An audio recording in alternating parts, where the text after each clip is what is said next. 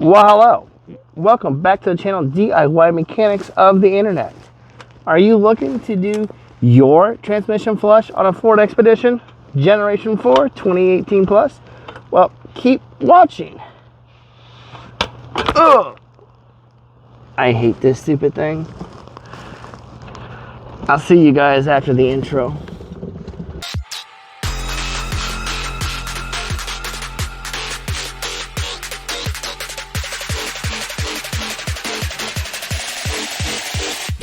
I hope the storm cell stays north and I don't get rained out. The rain came much faster than I expected it to. Rain delay. It wouldn't be one of my videos if I wasn't doing this in the rain. It's getting dark down to the south as well. Welcome back to the channel DIY Mechanics of the Internet.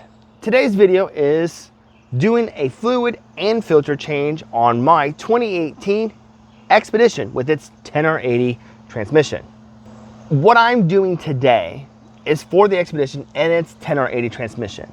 The 10R80 is used in various other Ford models, and because of that, I'm not going to be going over each model's specific little nuances that it may have with the 10R80 to do its fluid change. Thus, then, you can use my video as a loose guide for your specific 10R80 application.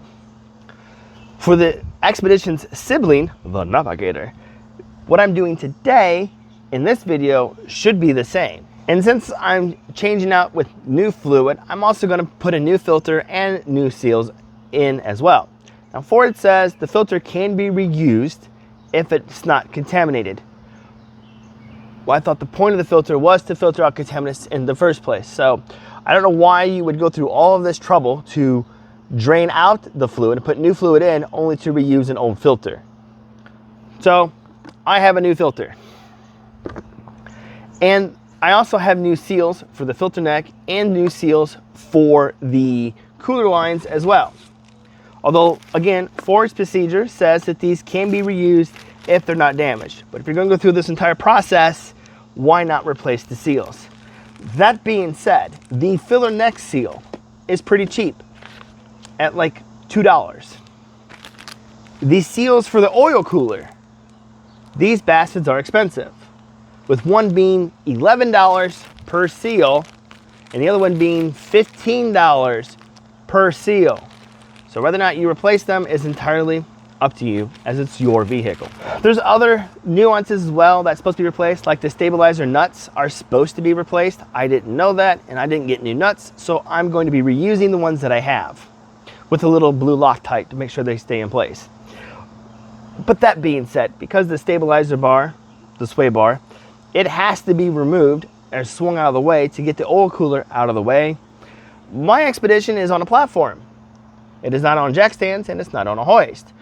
Thereby, the front suspension is under load, so I'm going to be extremely cautious when I go to remove those nuts on that sway bar to make sure I don't damage anything in the process. I don't think I will, but I'm just going to be cautious of it. And the oil cooler has two bolts that mount to the side of the transmission. Ford says those bolts get replaced. I didn't get new bolts, so I'm going to be reusing those as well.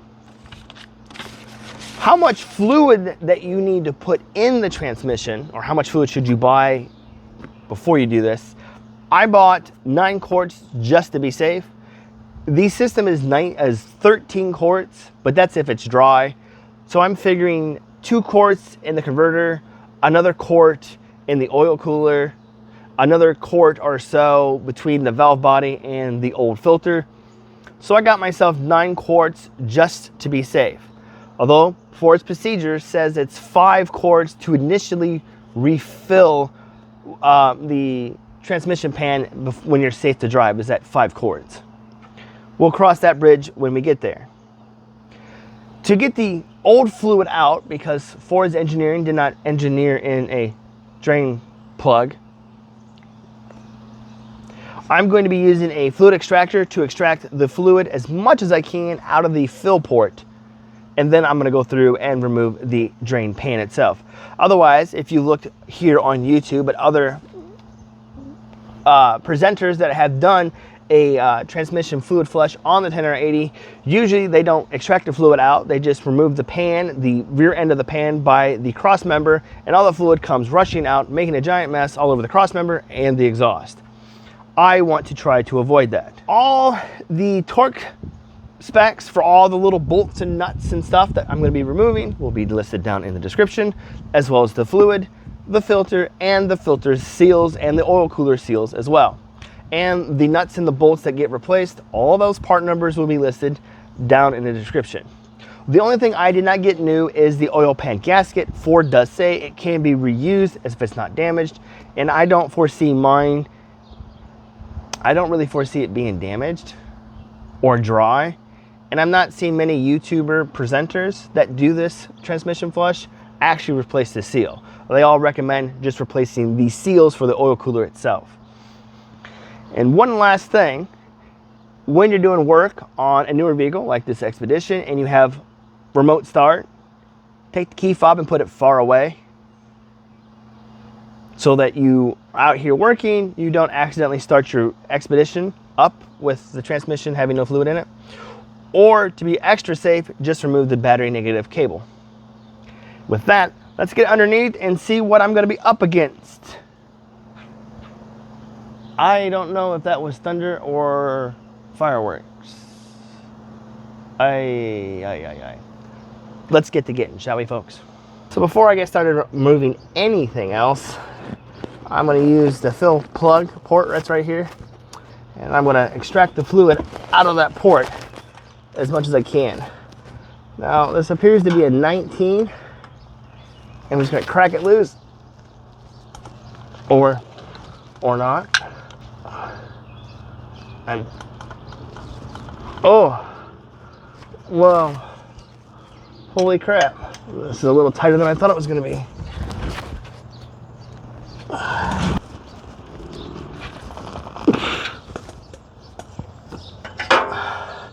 I might need a socket. Let's hope the socket fits. I really need to invest in shallow sockets. There we are. Oh my God. Ow! Oh. Did anybody else see that coming? Smashing my fingers against the sway bar? Okay. Let me go lick my wounds real quick. Now we just gotta remove our dipstick. And this will tell me what dipstick I actually have too. Do I have the letters? I have the letters. So your dipstick may have letters or it may have numbers. Depending on which one it is how you're going to fill this transmission. We'll cover that part later in the video. For now, I'm gonna set that aside. That bitch hurt my hand. I'm gonna get the extractor, and this is where we're gonna go and extract the fluid. How far down in this hole is this going to go? Not very far. You're gonna need a smaller hose than this to get inside there. Use the extractor to go up in here, and this goes all the way down. Try to get in this deeper part of the pan. Try to get down here in the deeper part of the pan. And looking at the fluid that's coming out, it is not red like Mercon should be.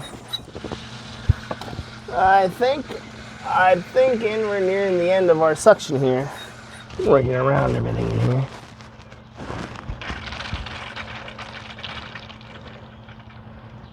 I'm not sure how much fluid's left in this pan.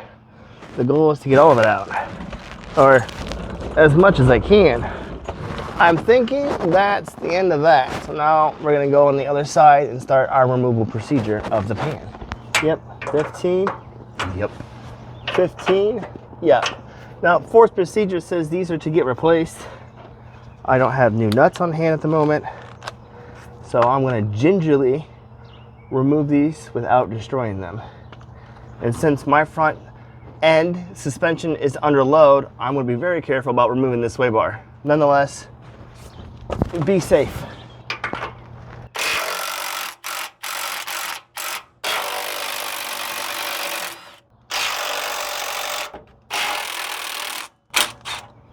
Okay.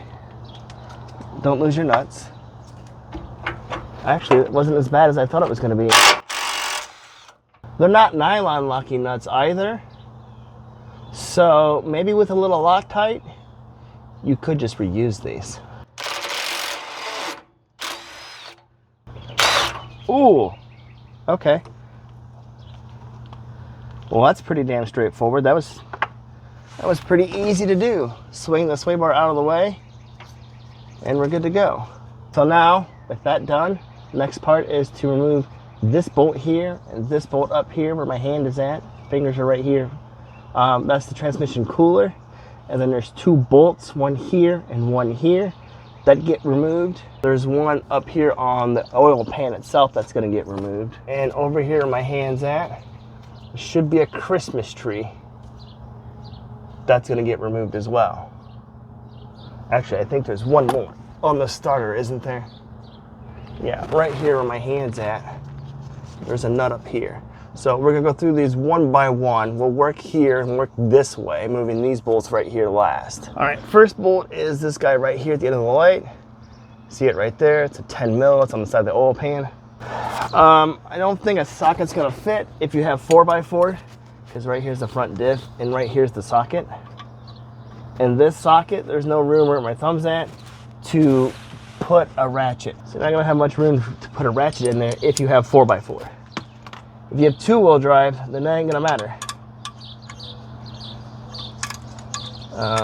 Find the bolt. Well, it's a lot of resistance for a little bolt here. There's not a lot of room up in here to swing this wrench around either. Yeah, this is annoying. So this wrench is not that big, and it's hitting a bracket, part of the oil pan up here at the top. Clearly, 4x4 doesn't give you much room to work in this little area right here. Ooh. And it is definitely, it's a workout. It's like we got my creeper back. Ow. Damn. This bolt's got some tension in it. I almost dropped that right on my face. Well, damn, is it out yet? No.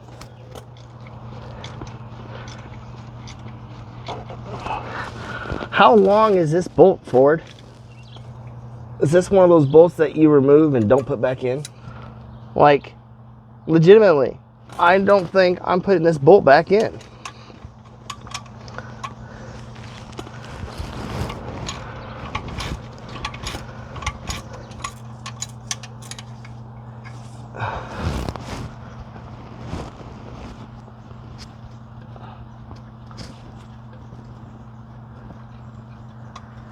That, it didn't have Loctite or anything on it, but my God. All right, survey time.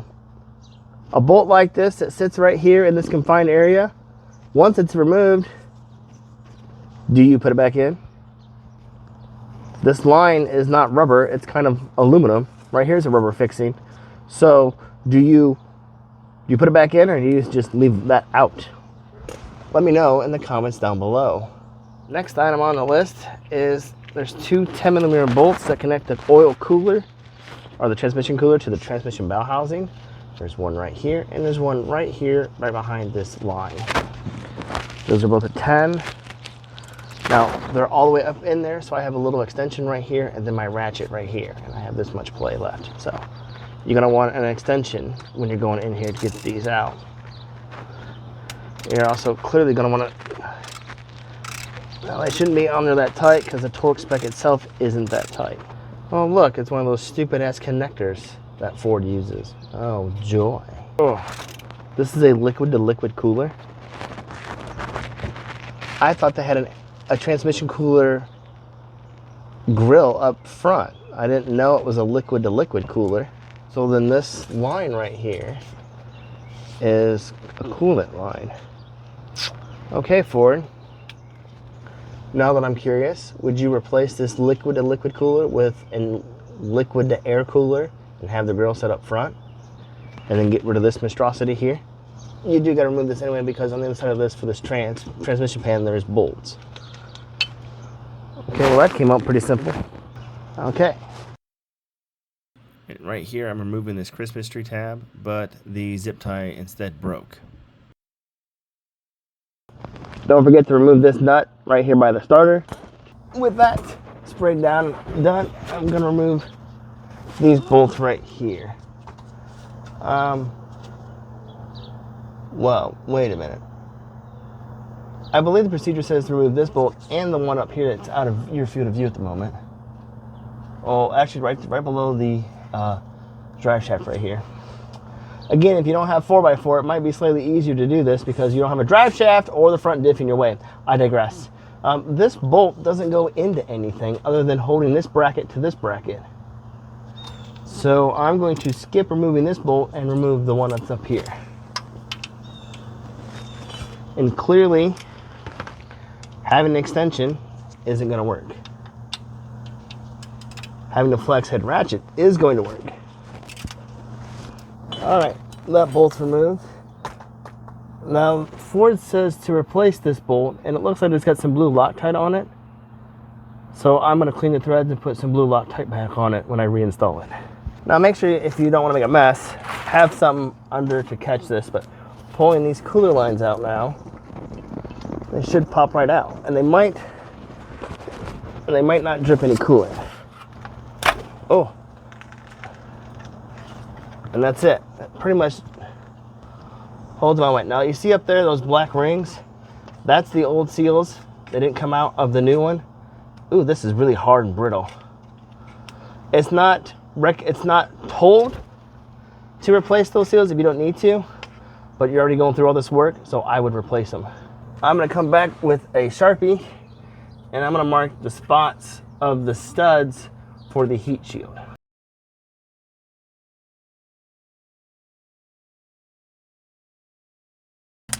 So now I'm gonna mark like this guy right here as a stud bolt, and there's one over here as a stud bolt. I'm gonna get a towel. I believe those are a 10.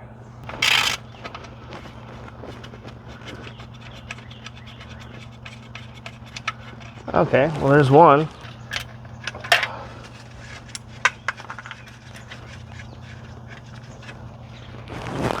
Don't drop your nuts here, folks. So, and then there's one right back here above this exhaust. So the way this is positioned, there's two bolts right here. You got the exhaust that's right here in the way. You're gonna want a little bit of wobble in your socket, or an extension in your, a wobble extension to get up there and remove them. And then while I'm back here, I got this one to do too.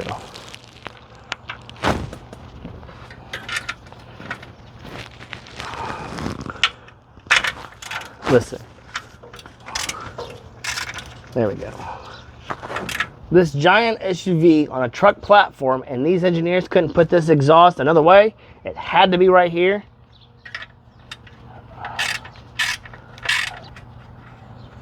Okay, so the back two bolts are removed as well. And this is just for the heat shield. This doesn't even include the bolts for the pan. Do I have anything up here? No. All right. And then this should just come down and fish itself out of here. And drop all kinds of shit in my face. Okay, one side done. As you see, the ones that I marked here and here, those are the stud bolts. And then you have the regular bolts here and here. Now go to the other side and remove the other heat shield. Now we're on this side. And again, there's the heat shield right here for the cat. So I couldn't get a marker up there to do this stud bolt to mark it.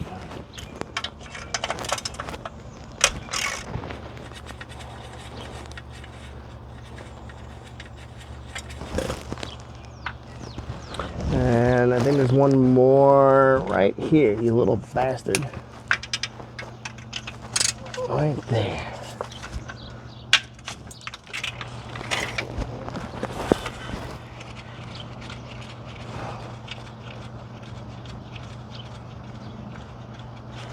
All right, the heat shield's done.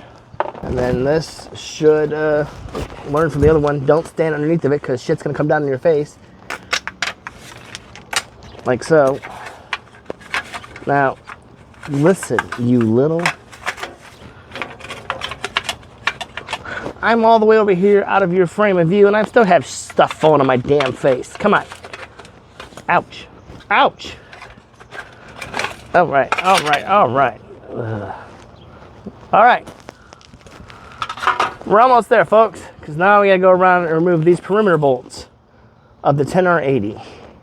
And before I go removing these bolts, since this is sat for a couple of minutes, I think at this point like 20 minutes, the residual fluid that's on the filter and the valve body and whatnot has dripped into the pan. So I'm gonna see if I can get some more fluid out of the fill port with the extractor. And then we're gonna come back through and remove all of these bolts. All right, so use the fluid extractor. I got a little bit more fluid out of here, the bottom portion of the pan. With that being said, I'm gonna put some cardboard down here. I got my pan ready, my drain pan at least ready. I'm gonna start on this side and work my way towards this exhaust. We got, is that an 8? Is that a 10? We got 10s? No, and that's clearly bigger than a 10. We got an 8. Okay, and this stud bolt, it's not a 10. What do you think? 11? 13? 13? 13, okay. So let's remove these bolts on this side.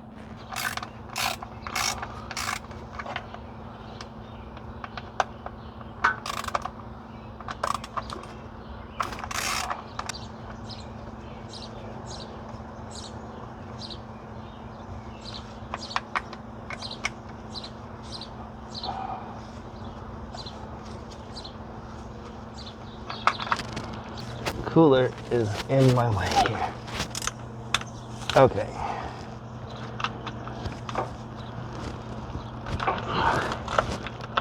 Oh, come on. Well, this is rather going to be frustrating. Oh.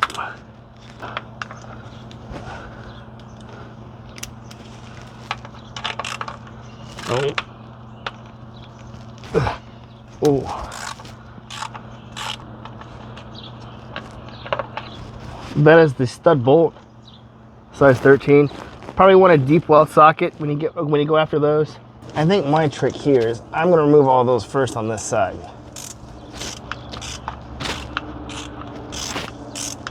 Leave that one finger tight. And I'm going to do the ones behind the exhaust right here. So right here, there's two 13 mil bolts. And what's going to make that a challenge is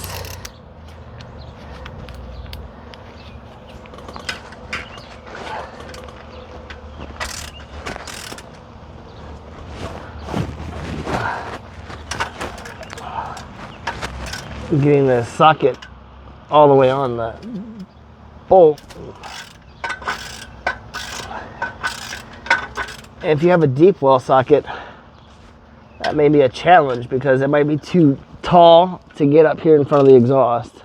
So you're going to want a shallow socket, but too shallow and the stud of the bolt comes through the socket and you can't get your ratchet down in there on the socket to get the bolt off. So it's going to be a happy medium of a short socket, an extension, a wobble. So do you see how my extension is not fully engaged with the socket? And then you gotta be careful because you lose your fingering. It's gonna come back out and get you. That one's removed. Not 10 mil, 1 8 mil right here in the corner. Right on the other side of this exhaust. Well, how the heck? Probably gonna need a wrench because I'm not sure how a socket's gonna get up in there. It is literally right here at the elbow of this exhaust.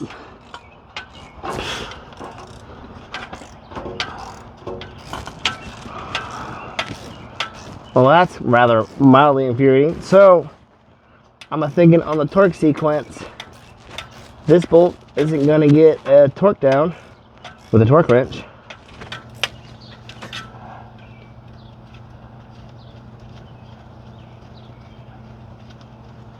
Well, come.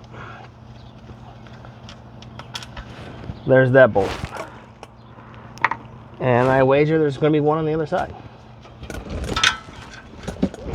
There is. It's right here in the corner. We're not going to be able to get that one with a ratchet either, because it's pretty much on top of the exhaust system.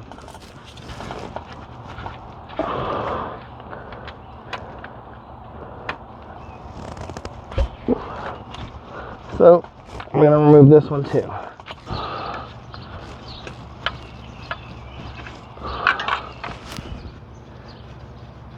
All right, so I got these two bolts back here removed. There's a lot of bolts to keep track of here, folks. Now I'm going to remove this bolt. I'm going to leave that engaged so the pan has something to fall to. I'm going to remove this bolt, and then I think that's everything on this side. And remove the stud right there. Should be pretty simple to get to. It's right here. We need to learn to use our wrench here. There we go. I'm going to leave that slightly engaged as well. Now we go to the other side. Take a towel, and I'm going to wipe this down the best that I can. Give me the towel.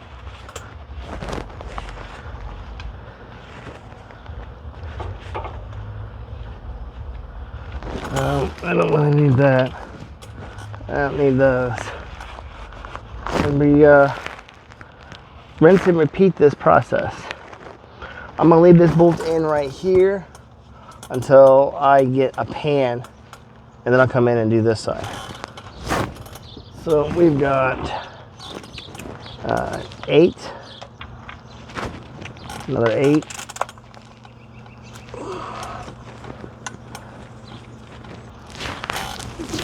those two are removed, a 13,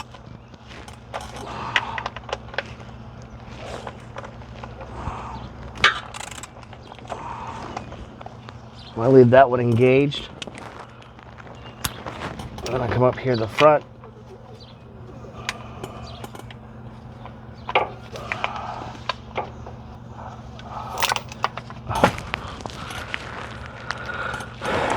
I've about had enough of working upside down.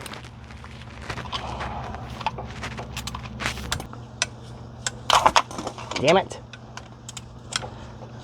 This cooler is in my way. For this one, I'm going to use the ratchet. Nope, because there's not enough clearance between the bolt and the pan for the box end. So we're going to use the open end.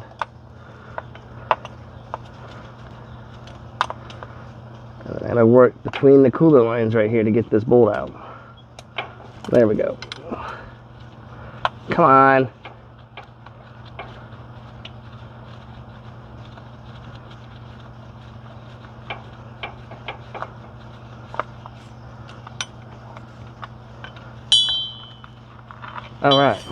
All right, front of the pan's right here where my hand's at. You've got 1, 2, 3, 4 8mm bolts right here.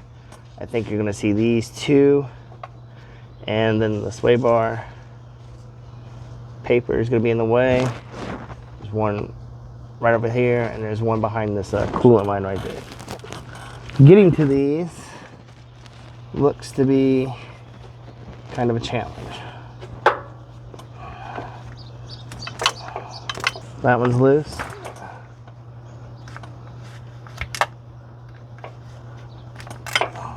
That one's decently loose.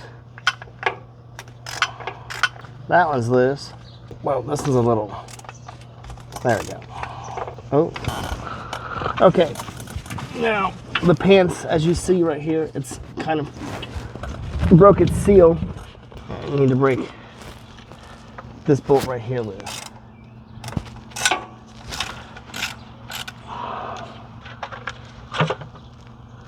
I'm thinking there's still fluid in this pan and it's gonna make a damn mess. So have your work area be prepared for this kind of thing. All right, so the pan's all loose. Have a bucket here.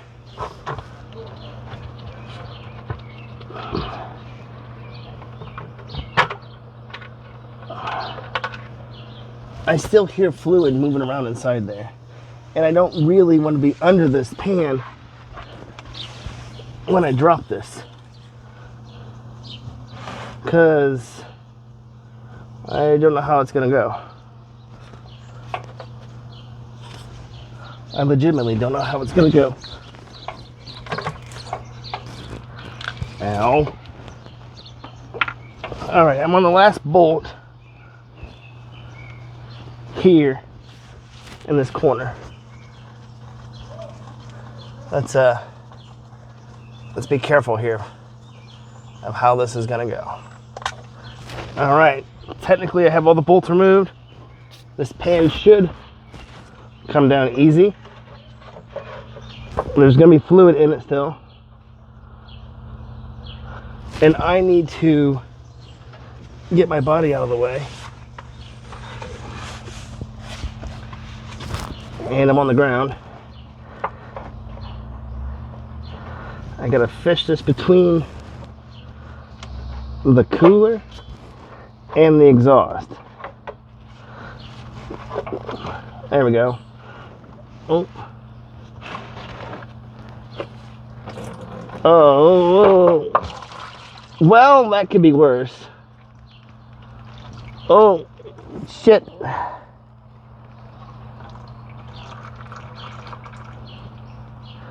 Might need a face shield for this.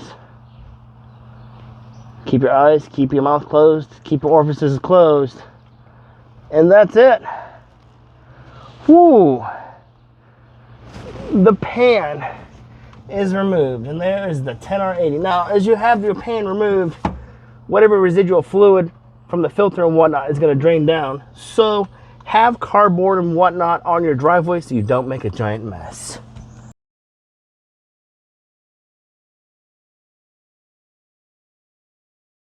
So the pan is removed and it's dripping. Make sure you have a bucket or something to let all that residual oil drain into.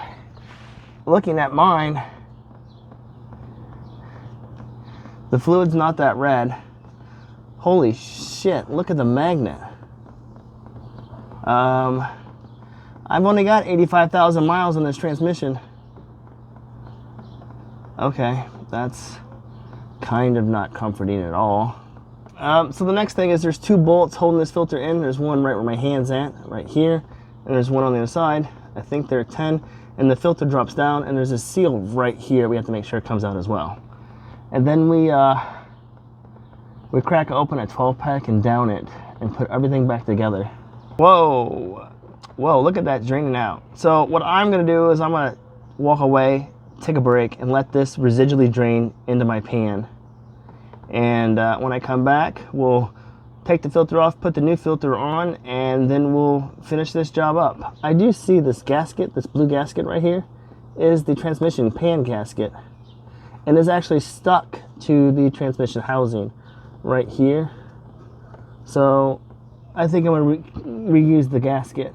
So while the transmission is dripping itself with the filter into the pan under the Expedition, I'm gonna clean out the pan here. Whoa. Do you see that? Whoa. Get some towels, some cleaner, and let's clean the inside of this pan out, because I damn sure don't want that going into the new fluid.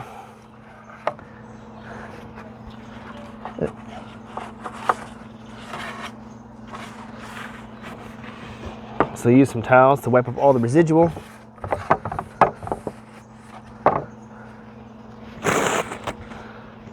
I suppose while doing this, rather than wiping it out the way that I am, you could put this in a parts washer and just take the easy way out. But I don't have a parts washer. I don't have room for one. So this is the way that I'm going to do it. Old-fashioned way with paper towels. Not environmentally friendly. I can't recycle these paper towels. Maybe the parts washer might be more environmentally friendly, maybe. I don't know about the chemicals used in it, so I digress. For now, I'm going to do it this way. And getting every little bit out. Is there a pickup under this magnet? Well, that was all metal and whatnot.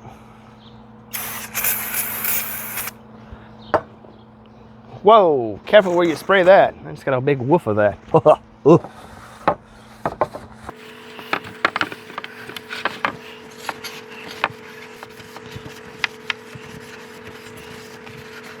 Okay.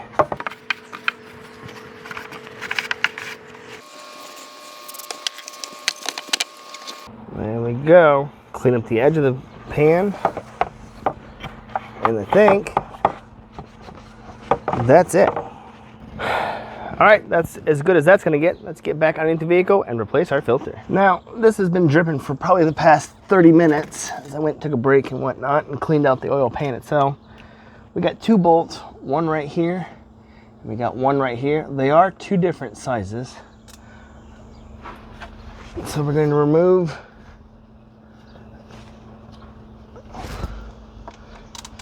$8mm. We're going to remove them. That came undone pretty easily. And I think that guy came undone pretty easy too. Yep. Have your pan ready. Oh, don't drop that bolt. Now, as you're doing this, as you can see, you're gonna have fluid still dripping out. So I'd have a pan or something nearby, under you, or under it, to make this not as messy. And you probably don't want fluid dripping on your head while you're doing this either. Come on, bolt, get out.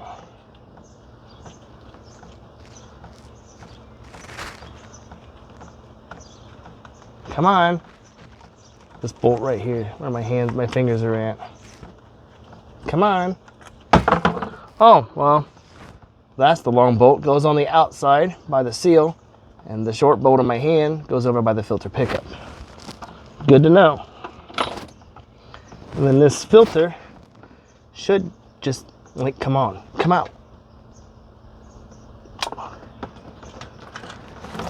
Whoa, whoa, whoa, whoa, whoa, whoa, whoa. Well, as I said, make sure you have a thing ready. And up in here, there's gonna be a seal. My seal came out because it's on the edge of the filter. See the rubber gasket? Okay, let that drain out, come back with the new filter, and we torque everything down. I have to say, changing the valve body out looks decently straightforward. It's even got arrows that show you which bolts to remove the valve body. So like right here's a bolt that's got an arrow on it. I'm sure there's more than one. I don't see all of them at the moment, but right here's 1, 2. All right, okay, new filter. Here's my seal. So when you put the seal on, you see you have that little flange. So that goes on with the flange down to the filter itself. And that's it. And if you look at the one that came off, it has a flange towards the filter. Now you can reuse this seal if you so choose. That's up to you. I'm going through all of this work. I'm going to replace the seal. And then I think this should just slide up in there. All right.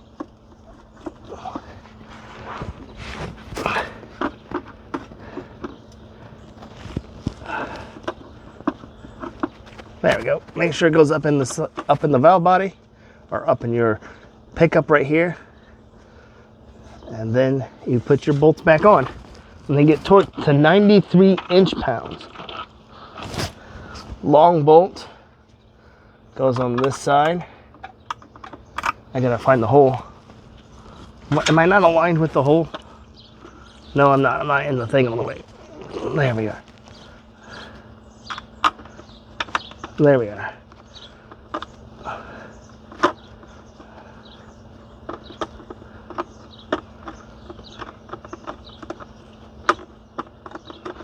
Wait, is this bolt?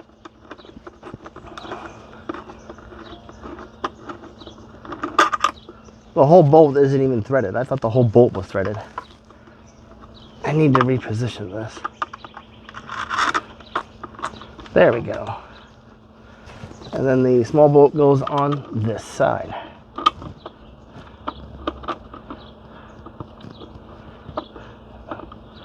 For some reason, I can't get this to be aligned. There we go. I still have fluid dripping almost in my face here. So, I snug that one down. This bolt's giving me issues here.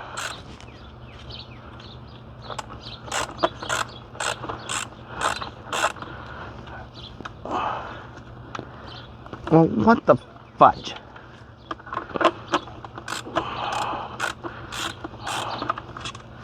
Okay.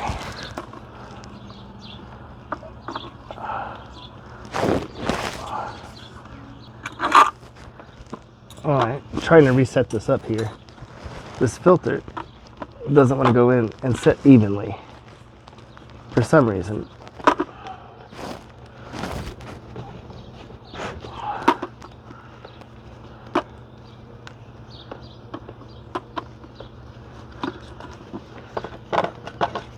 So I'm going to take the seal off the filter and put the seal in.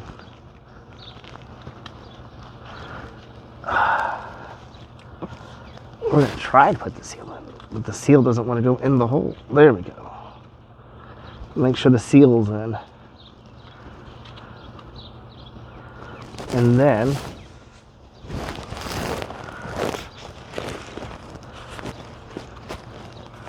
trying to stop this from dripping in my face is what I'm trying to do.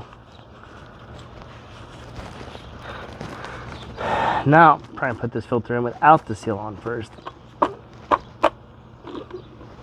Oh, well, that was much easier. So I recommend putting the seal in first and then putting the filter in the seal. Because now my bolt holes line up much easier now. Oh, that ain't right. Something's wrong with this bolt here.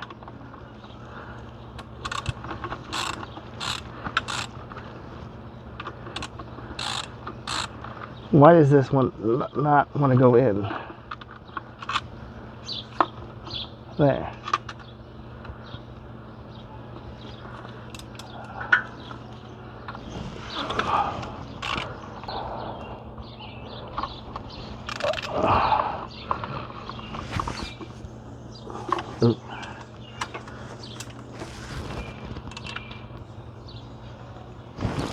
Torque spec is 93 inch-pounds or 7.75 foot-pounds.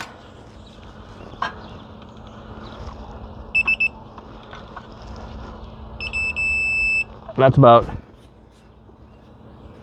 8 foot-pounds right there. There we go. New filters installed.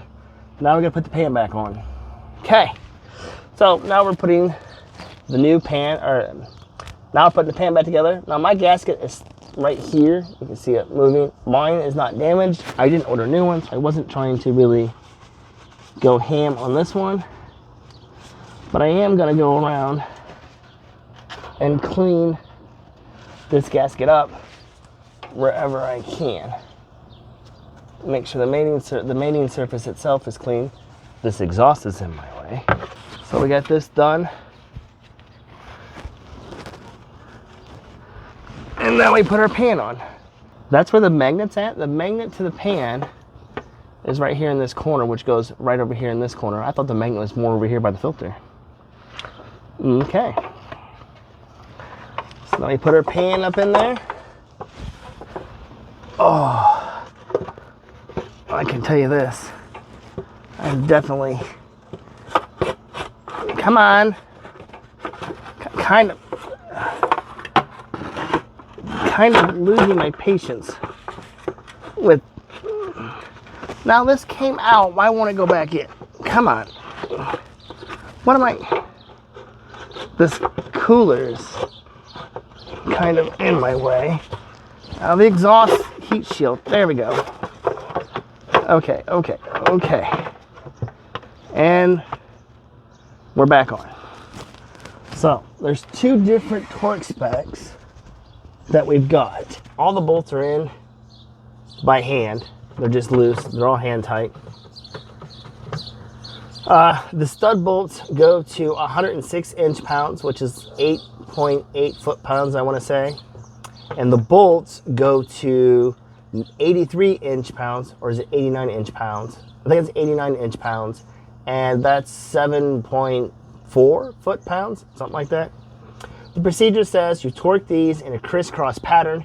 It does not specify if you torque the bolts first or if you torque the stud bolts first. So I'm going to do the small bolts first and do it in a crisscross pattern. So I'm going to do one side here. I'm going to start in the middle and probably do it like a circle. So I started with this one, go over here and start with this one. That's closer to the transmission bell housing. And then, so I did that one. I'm gonna do this guy right here next. And then I'm gonna go back over here and do this guy next. And then I'm gonna go over here and do this corner one right here. And then do the other corner one right here. Now there's two bolts back here above the exhaust that I'm gonna have to get with the ratchet or with the wrench and do it that way. I don't think those are gonna have a torque measurement done to them. There we go. And then I got that one. So then I'm gonna do the front two, just do every other one. Now I'm just gonna focus up here.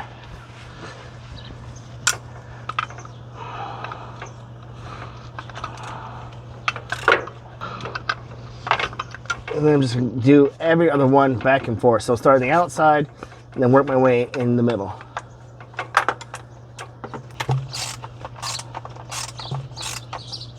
Oh. Okay, let's try this again, shall we?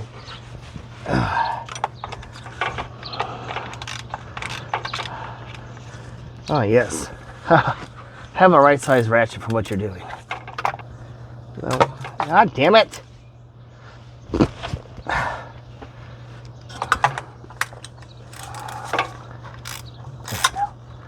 There we go.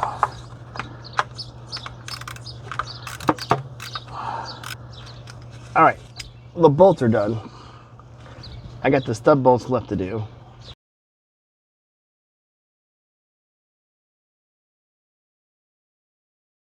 Now that I have the bolts hand tight, I'm going to torque them down in a crisscross pattern. I'm going to start in the middle. 89 inch-pounds is 7.4 foot-pounds.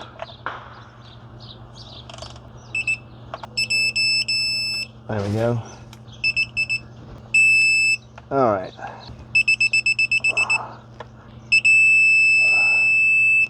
And then we got the front four up here.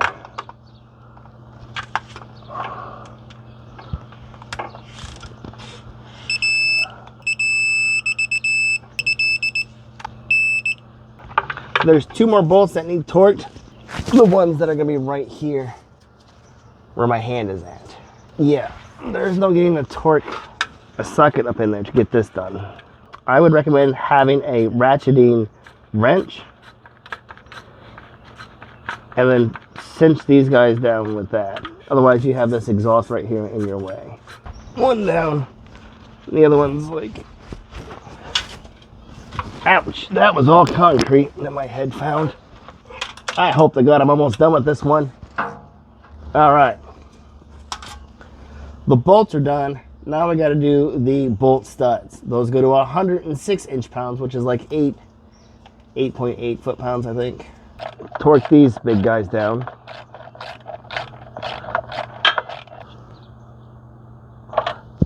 Oh, that hit my chest. So I did this one. I'll go over here and do this one on this side, passenger side, closest to the cooler.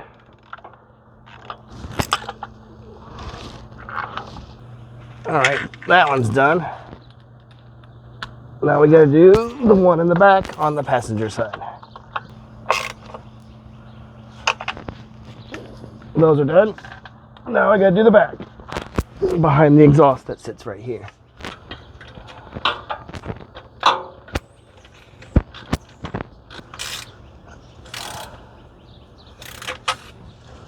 Oh, come on, come on, come on, come on, come on. God damn it.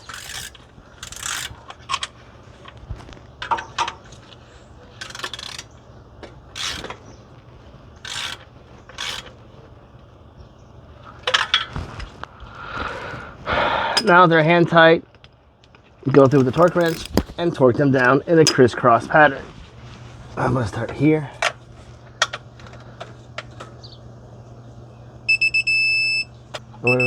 Oh, there we go. There we go. Perfect. And then we fight the exhaust again. And then we do the last one. Oh my gosh. The pan is reinstalled. Time for a break. Don't forget, put your heat shields back on. You gotta fish this up in here now. Come on, you little bastard, get up in there. Can I, like, meet with the engineers to just have a conversation like, who the fuck thought this through? All right, where's my nuts? Now these get torqued to 80 inch-pounds, which is 6.6 foot-pounds or something like that, I think. And it's raining. Oops, snoots. Come on, I'm about had enough of this oil cooler. I'm really tired of this oil cooler. So these go to like 6 foot-pounds. As small as they are, I'm thinking this won't be torqued with the torque wrench. Ouch! All right, and I think there's two back here. There it is. Yeah, there's already one back there. Okay. Oh, now the rain's coming down too.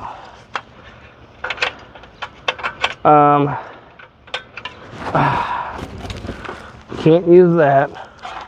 Gotta use a socket. Finally. All right. Driver's side's done. Now I can do the passenger side. We just got to lose our fucking mind.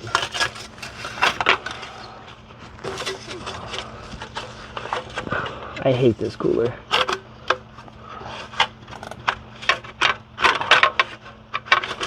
There we go. Fish the bitch out. Find the hole. Find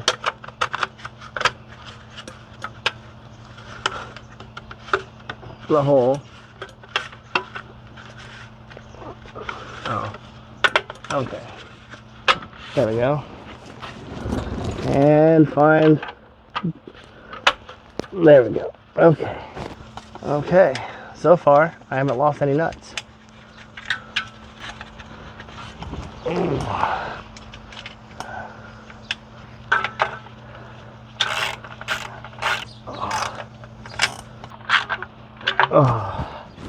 It's really starting to rain on me now. Come on, Ford, why did you do this? Come on, I'm tired of this fucking thing. I'm tired of this bolt skipping on me. God damn it.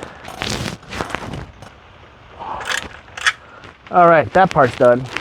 All right, moving on along with this. I'm gonna get these two seals out of these holes right here. So I'm gonna move these. Well, just throw that one on the ground, why don't I? Get this seal out of here, like so, and then put the new seals in. Slide them in. And slide that one in. Okay, and then I got the new backer seals that go on the tubes themselves. And these are like concave, so the flat part where my thumb's at is gonna go against the bracket. That's how I'm gonna do it. Could get some residual ATF fluid and lube these up too. And then hoist this thing up and away. Make sure my tubes are cleared off of any debris. Tubes are clean. Now I gotta put this whole assembly up in there and push it in. I'm wondering, rather than putting the new seal in the tube, I'm gonna put them on the tubes themselves. Let me know what you guys would do down in the comments. Like so. Now I'm gonna put this up in there and push this in. It's gonna take some force.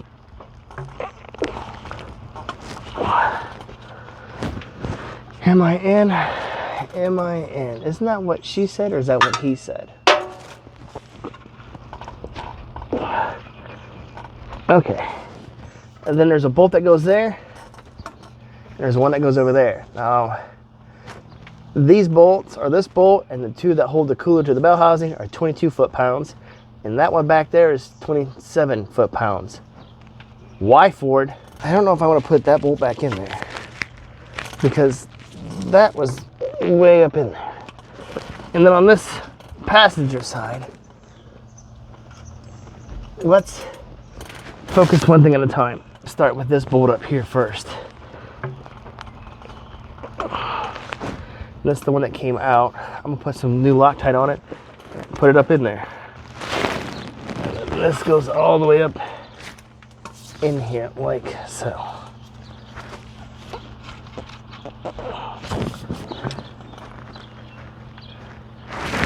And that's a 10 millimeter.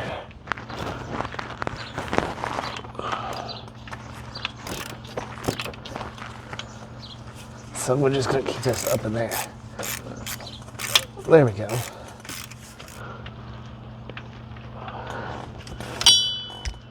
Let's see.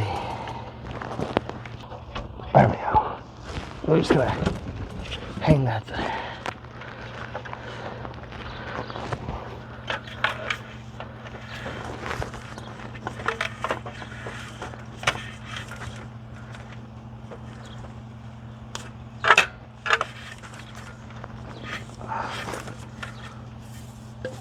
Would you torque this down with the torque wrench, or would you just do hand tight and call it a day?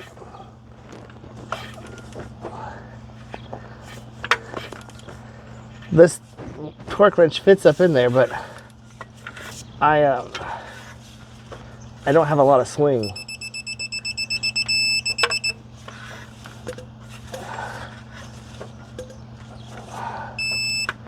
All right, that one's done. We got the two bolts right back here. There was no Loctite on those.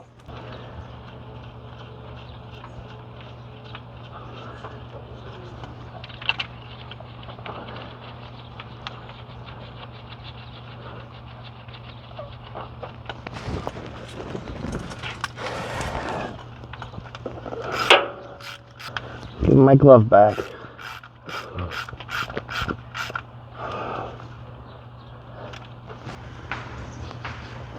All right. I don't think these are going to hit 22 foot-pounds. I think it's going to strip out the...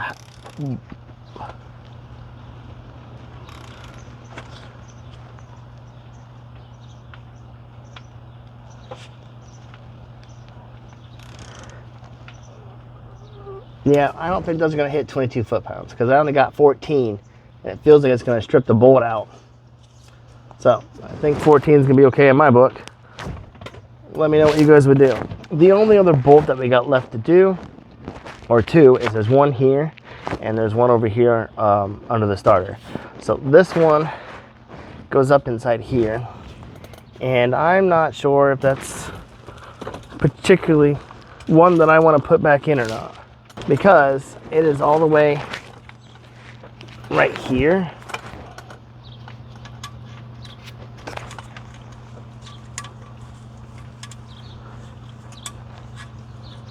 I don't even know where the hell.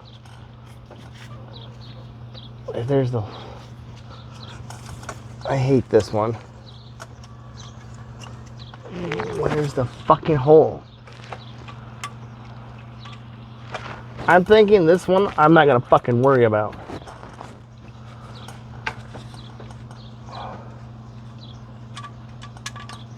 Oh, there we go.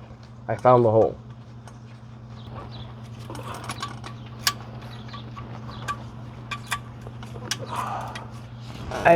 Again, assumption, if you don't have 4x4, this might be much easier to do. And no, I am not going to get a torque wrench back there and torque this down to 27 foot-pounds.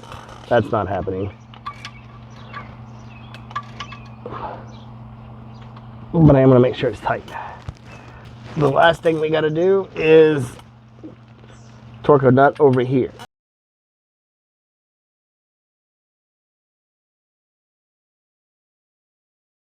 Alright, while I'm thinking about it now, while I'm over here, I'm going to put this stabilizer bar back on. These get torqued to 41 foot-pounds. And I'm going to put a little blue thread locker inside there.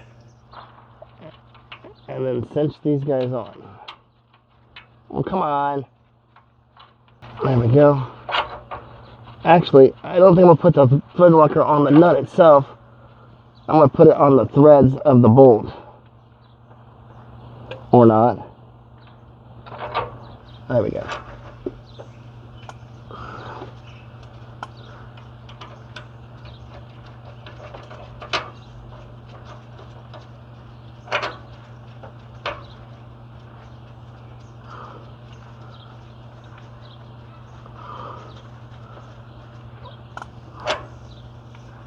There we are. And then do my... All right.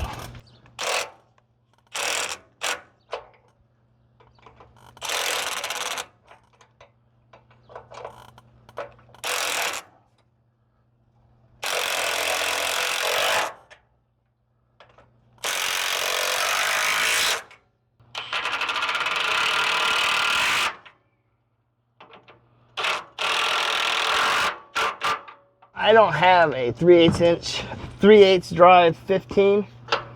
All I have is a 15.5 inch. So my torque sequence, or my torque spec, is going to be 50 foot-pounds because that's as low as this torque wrench goes. All right.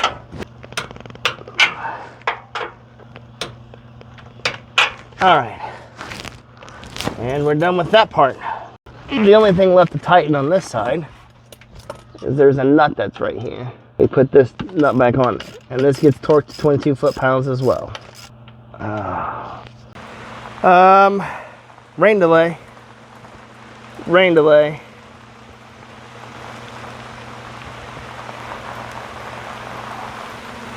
Oh shit, it's really coming down. Oh shit. Still have some rain, not as much. Get underneath there and finish this off. Now comes filling this thing up. Procedure says 5 quarts on a dry fill, like we're doing right now, but I'm gonna pump 6 in. So up into the fill port we go, Mercon ULV. And this hose doesn't go all the way up in there.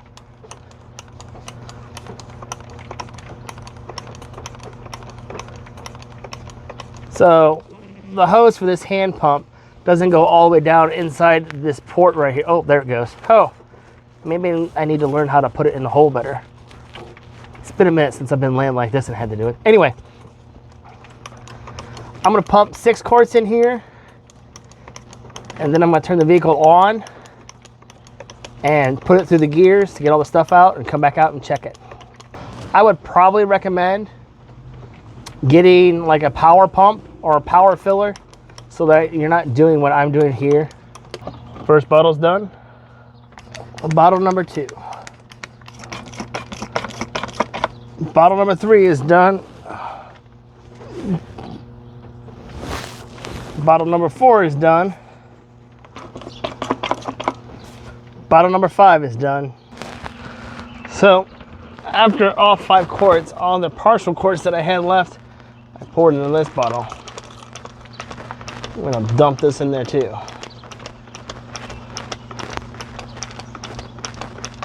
Which is the remaining, because this hand pump doesn't go all the way down to the bottom, so you can't get all the fluid out.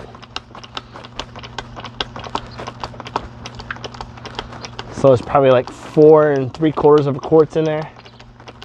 Yeah, see there's a little bit like 200 milliliters of fluid down in there. So now I'm gonna put the 6th quart in and then check my cold reading. All right, 6th one is done. Now I need to take a dry reading. So I have letters on my dipstick, A and B. Per IDS, at cold, the fluid has to be below B. And once it's at temp, 206 degrees Fahrenheit to 215 degrees Fahrenheit, it's got to be, the fluid has to be within B's range. So let's see where we're at right now before we turn it over. So I just got water on my forehead. Make sure we're all the way down in there.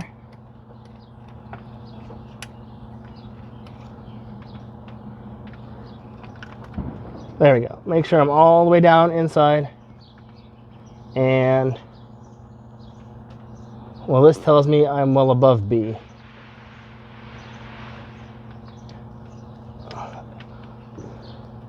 So I guess when you're cold, it has to be at least at B, because I'm well above B. But I haven't turned it over to get through all the gears. So I have plenty of fluid in there to drive it cold right now. Let's go turn it over and get fluid in the filter and get all the air out of the system. All right, so I turned it over and we're running. Transmission temperature is going to be in your vehicle information, and right now we're at 81 degrees. With my foot on the brake, we're going to go to reverse, neutral, drive, and back to park. Quit yelling at me, I'm aware. And then we go back on holding the park. I'm gonna go back to drive. I'm gonna hit my M button and see, can I go through more than one gear? 2nd gear. Nope. So in manual mode, I can't go above 2nd gear while I'm stationary. And then I'm gonna give this a quick run. I hate idling EcoBoost, but we have to get our temp up to 206 degrees. Also have to check underneath to make sure I'm not leaking fluid out of anything. Whew, it's hot. So the vehicle is running right now. The transmission temp's about 155 degrees, and I'm gonna add my 7th quart. Now, as you're doing this, be very careful about where you're reaching your hand, because the cooler is going to be hot. This cat's going to be hot. You don't want to burn yourself. So gingerly reach up in there, find the hole, and shove it in.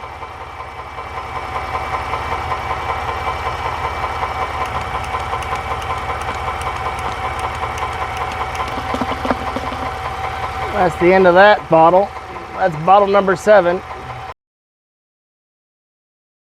Currently, my temp is 175 degrees Fahrenheit. And I'm gonna add a little bit more fluid to this. I don't know who thought this through about reaching up between a hot cat and the transmission to add fluid to the transmission, but hey, it's wonderful Ford engineering right there.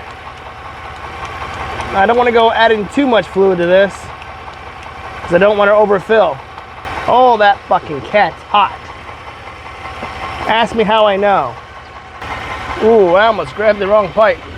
We're right at the bottom of the B where the fluid needs to be. The fluid has to be between the lower hash of the B and the upper hash of B, and that's it. So right now I'm like at the second hash of B and I'm at 175 degrees Fahrenheit. So I think once I get it on the road, I should be pretty good.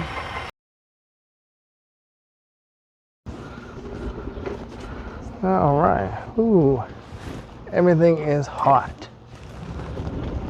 So I turned it off at 195 degrees Fahrenheit, and I am right at the third hash from the top of the B section. So that's where that's going to be.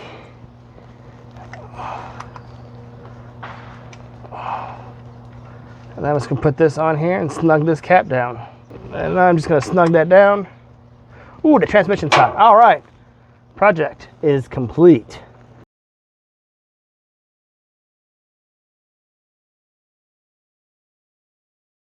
Oh, the project is done.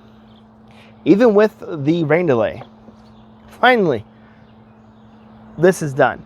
Looking back over this project, it's rather involved. You're removing a lot of nuts and a lot of bolts. You're in tight, cramped areas. Me filming this, a couple of breaks, 2-hour rain delay. I hear thunder, and it's getting dark over there, so this might get rain delay too.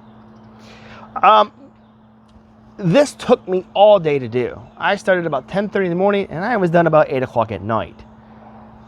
This is rather involved, changing out the fluid on this Expedition's 10R80. Doing this, my Expedition was on a platform, which means it was pretty high off the ground. I had 16 inches of ground clearance. And as you saw, I had the middle section removed away so I could get underneath it relatively easy. I don't know if I would attempt to do this fluid change procedure on those little 2-ton jack stands. I don't think they would give you enough vertical height to do that. You would be very cramped. And dropping that oil pan, you would probably be making hell of a mess. I would go with the larger 6-ton jack stands to give yourself some more vertical room, although having a lift would make this job hella easier. Reaching up in there to fill it and to drain the transmission, putting the pan up in there, you have more wiggle room to get yourself around. I would highly recommend having a fluid extractor to extract the fluid out of the pan before you drop it, and having a power fluid filler to refill the transmission to make it easier, rather than what I had done with the hand pump and have to keep changing all the quarts and then condensing down the partials into another quart, and then doing this with your arm getting tired in a very cramped area. I'd have a powered filler. I didn't reach the 206 degree Fahrenheit minimum that the procedure states when checking the fluid hot.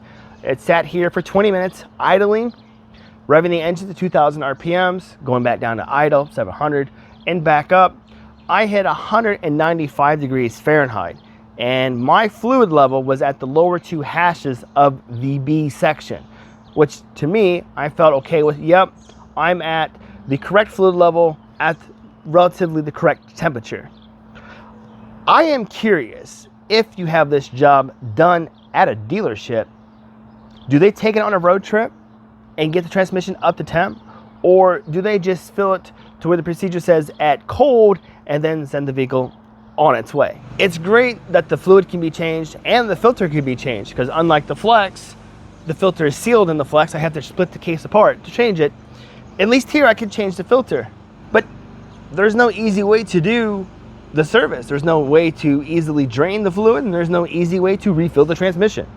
The cost of doing this was $250. Now, I bought all of my supplies from a dealership, so I paid full price for everything. The filter alone was $100. The fluid was about $9 a quart. And each of the filters, or each of the seals, one seal was $11 and one seal was $15 each. So the filter seal, the filter neck seal was another $3. I spent $60 just in seals. You can shop around and find the stuff cheaper. There are kits on Amazon, like $200. You get like 7 quarts of fluid and you get a filter included. It's like $200. You can get the filter online. Tosca has it for about $65. So for me, $250 seems pretty reasonable, given I got all my supplies at a dealership. What is the cost to have this done at a dealership? Let's just say it's extremely expensive. How expensive? Just the labor to drop the pan. Only the labor is $600. You add in the filter and the fluid and the seals if they replace them, and you add in the other little tiddly bits like the stabilizer nuts that get replaced per Ford's procedure, and the bolt that for the transmission cooler that bolts to the housing that gets replaced per Ford's procedure. You could be pushing $800 to have this done at a dealership. And per the dealership, doing this takes several hours, which would align up with what I had done with my own DIY experience. This is not something that you would go to the dealership in the morning and say, hey, can you do a quick transmission drain and fill for me? Nope. You'd be there for half the day probably. Now, I'm not sure if that quote is Expedition specific or if it's a blanket quote for all the models that have a 10R80, as some other vehicles that have a 10R80 have a slightly different procedure that you have to do when removing the pan and putting the pan back on, and different fill procedure as well. Now, the dealership also says that they offer a transmission flush, which is $300, and that flush does not include a new filter. I called a few independent shops, and they're quoting me at $300 just in labor. I'm curious, comment below. Would you do this yourself? Or would you pay somebody to have it done? I have a couple of questions. One, if you are doing this DIY and you're going through this and you remove that pan, would you replace the pan with a third-party pan from, say, Mishimoto that's all aluminum, that has a drain plug, and they claim to lower temperatures? Is that something you would do? And would you replace the liquid-to-liquid transmission cooler with a liquid-to-air, putting the radiator up here? What would you do? I don't tow as of yet, and my Expedition doesn't really get driven in the city. It's mostly on the highway. We're talking hour-plus drives. Everything else in the city and whatnot, less than an hour drive or so, the EV gets driven. Thus, my transmission temps only get around 200 degrees Fahrenheit, maybe 210, and that's it. I'm not sure on the liquid-to-air cooler, but I have contemplated on putting a Mishimoto transmission pan in, just for the ease of draining out the fluid, to make removing the pan much easier.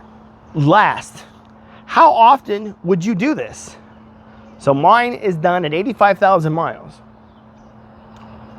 Ford's recommended service interval is 150,000 miles. And that's always 150,000 miles, regardless of your driving conditions, whether that be normal, severe, extreme, even towing. Let me try to understand this. Ford,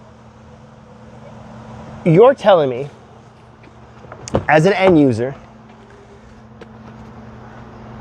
that I read this manual over and I look at the scheduled maintenance, and it tells me that this 10R80 transmission is recommended fluid and filter change interval is 150,000 miles. Right? That's what you're telling me? So this Expedition can tow 9,000 pounds for 100,000 miles. and there won't be any issues with that fluid or the filter in those 100,000 miles of towing, in that this fluid is so good and the filter is so good that I can still drive another 50,000 miles before it's recommended to change the fluid, right?